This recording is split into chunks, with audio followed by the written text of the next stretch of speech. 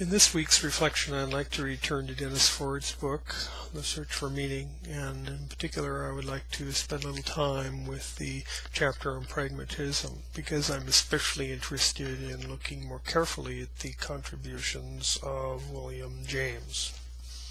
Follow along. According to Ford, the most fundamental theme to James's thought is his advocacy of pluralism. Is the world one, or is the world many? James argued, according to Ford, that reality is infinitely malleable and passively submits to our conception. That is to say, the way we see the world is always selective, so no view or system of thought comprehends the whole. All views and systems are partial, incomplete, and ultimately false. A corollary of pluralism, and this is James's second theme, is that we do not grasp reality directly, but only through symbols or some substitute for reality. This is in contrast to classical scientists who literalistically assume that their thoughts directly correspond with reality. James does not take that approach at all.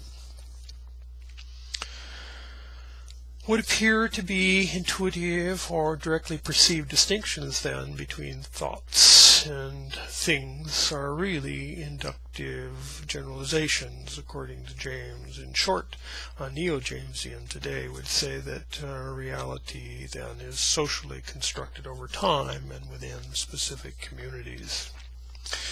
A third theme of James addresses the question of how sensations and life in its concrete immediacy are transformed into a coherent world. According to James, we create worlds, then, through the process of selection and emphasis. And in this sense, reality is fixed, even singular perhaps, but nevertheless it's susceptible to being carved out into many different ways depending upon our purposes and our predispositions. James maintains that realities are not true. They simply are. Our beliefs are true of them. That's an important point. The point here is to get us to question the relationship between our ideas, our concepts, and our words, what he refers to as notions and reality. James's pragmatism offers a more nuanced view, then, of what a thing is, because our notions both correspond to real things and then add to that reality through our selections and commitments. Take the notion of God, for example. Ford says that the referent of God is as concrete and self-evident as the referent of, say, a truck. To understand the meaning of God, we cannot stop with the referent of God, but must proceed to ask what concrete difference God makes in someone's life. According to James, God, or as he would conceive of God, the absolute mind, enables us to enjoy a moral holiday because we can trust that the world's fate is in better hands than our own. In contrast, then, materialism denies this eternal moral order and places the world's fate entirely on our shoulders. The notions, then, of God and materialism are thus clarified and distinguished not by their reference, but by their consequences in actual lives. For James, then, the notions are distinguished by their consequences. In fact, the true notion is one whose consequences are satisfactory, useful, and simply conducive to a better life. To say that a notion is true is to recognize, honor, and acknowledge that it is simply useful. With respect to science, the superiority of one theory over another, say for instance, may not consist so much in its literal objectivity as in its subjective qualities, according to James, like its usefulness, its elegance, or its congruity with our residual beliefs. If the God hypothesis works satisfactory in the widest sense of the word, then for James, the God hypothesis is true. Common sense is better, then, for one sphere of life, science for another sphere, and philosophic criticism for maybe a third. But whether either be true or absolutely, who can say? They are all but ways of talking, to be compared solely from the point of view of their use.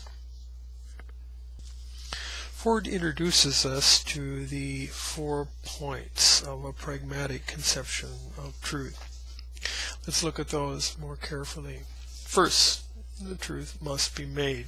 It's constructed. It's not found or discovered. The second point is that truth is not an end in itself. It's merely an instrument or a tool for getting something that we want, something useful, something desirable. The third point is that truth is not disinterested or objective, nor can it be determined by observation or contemplation. Truth does not concern objectivity, empirical observation, or reflective contemplation. Finally, so truth relates to knowledge. What does pragmatism say about the limits of knowing? It says this: we seek to know because we think knowledge, truthful knowledge, leads us to a more satisfying life. But we must remember that knowing is only one way of getting in a useful relationship with reality. So what would James have to say about meaning? Well, this, according to Ford. First, meaning is neither impossible nor certain. We live in a world where both are possible. Second, whether our lives are meaningful or meaningless may depend upon us. That is, what we add to reality. The world may be objectively meaningless, but that does not condemn us to living meaningless lives, and that's an important point. But regardless of how one answers the question of meaning, we must remember that our talk about meaning is nonsense, just empty talk, unless we're able to trace the path from our concepts and notions to real consequences in how we act and live our lives on a daily basis. Meaning then takes us to a very different place than meaninglessness. The question of meaning cannot be resolved by thinking about it. Knowledge about, useful as it may be for certain purposes, may nevertheless become an impediment to obtaining wisdom, according to James. Instead of thinking about, deliberate thought may need to give way to myth and to story and intrinsically satisfying experiences, and paradoxically we achieve our goal by abandoning our efforts to attain it. Sounding like a Zen monk or like an existentialist, James then guides us down an unexpected and intriguing path, according to Ford, far removed from his earlier emphasis on instrumental action.